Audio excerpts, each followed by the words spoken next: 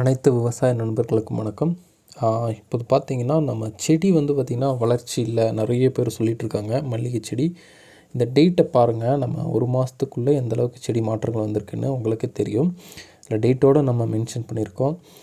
இவ்வளோ சின்ன செடியாக இருந்தது, நம்ம உரம் கொடுத்து எந்தளவுக்கு வளர்ச்சி தந்திருக்கோம். அதுவும் இயற்கை உரம் மட்டும்தான் நம்ம கொடுத்துருக்கோம், ரசாயன உரம் எதுவுமே கொடுக்கல. இந்த செடியினுடைய வளர்ச்சி இப்போ பாருங்கள் எப்படி இருக்குன்னு. ஓகேங்களா, ஒரு வீடியோவோடு நாங்கள் ஷேர் பண்ணுறோம், முழுமையாக பாருங்கள். கண்டிப்பாக உங்களுக்கும் நல்ல ஒரு பலன் கிடைக்கும். உரம் தேவைப்படுறவங்க மட்டும், அதாவது நிறைய பேர் கால் பண்ணுறாங்க, உரம் தேவைப்படுறவங்க மட்டும் கால் பண்ணி பேசுங்க. நான் ஃபஸ்ட்டே சொன்ன மாதிரி தான் இந்த யூடியூப் சேனலில் ஃபஸ்ட்டு நான் சொல்லியிருக்கேன், நம்ம விவசாயம் மட்டும்தான் பண்ணுறோம். நம்ம உரக்கடையோ மருந்து கடையோ எதுவுமே வைக்கலை. நம்ம சொல்கிற மருந்து நல்லா இருக்குது, அது உங்களுக்கு உங்கள் ஊர்லேயே கிடைக்கும். அதை வாங்கி நீங்கள் பயன்படுத்தினா போதும். அப்படி கிடைக்காத பட்சத்தில், நிறைய பேருக்கு கிராமத்தில் தான் இருக்கீங்க, அதனால் கிடைக்காத பட்சத்தில் உங்களுக்கு நாங்கள் இந்த கொரியர் அந்த மாதிரி இதில் சொல்கிறோம், அவங்களே போட்டு தந்துடுவாங்க.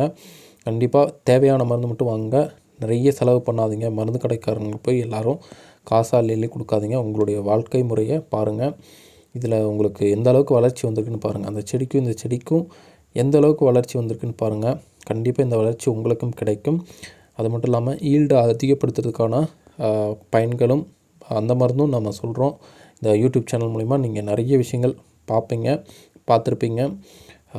பார்க்காதவங்க போய் திரும்பவும் இந்த யூடியூப் சேனலில் முழுமையாக பாருங்கள். கண்டிப்பாக உங்களுக்குமே நல்ல ஒரு பலன்கள் கிடைக்கும். உரம் தேவைப்படுறவங்க கண்டிப்பாக இந்த நம்பருக்கு கால் பண்ணியோ மெசேஜ் பண்ணியோ நீங்கள் கேட்டிங்கன்னா கிளியராக சொல்லி தருவாங்க. கண்டிப்பாக கால் பண்ணி பேசுங்க. கண்டிப்பாக ஏதாவது உங்களுக்கு சந்தேகம் இருந்துச்சுனாலும் நீங்கள் கேட்டு தெரிஞ்சுக்கிட்டு பயன்படுத்துங்க. என்ன உரம் தேவையோ அதை மட்டும் பயன்படுத்துங்க. எக்ஸ்ட்ரா எந்த உரமும் பயன்படுத்த வேணாம். பயன்படுத்துகிறவங்க நம்ம கொடுக்குறத மட்டும் பயன்படுத்தினா போதும். நன்றி.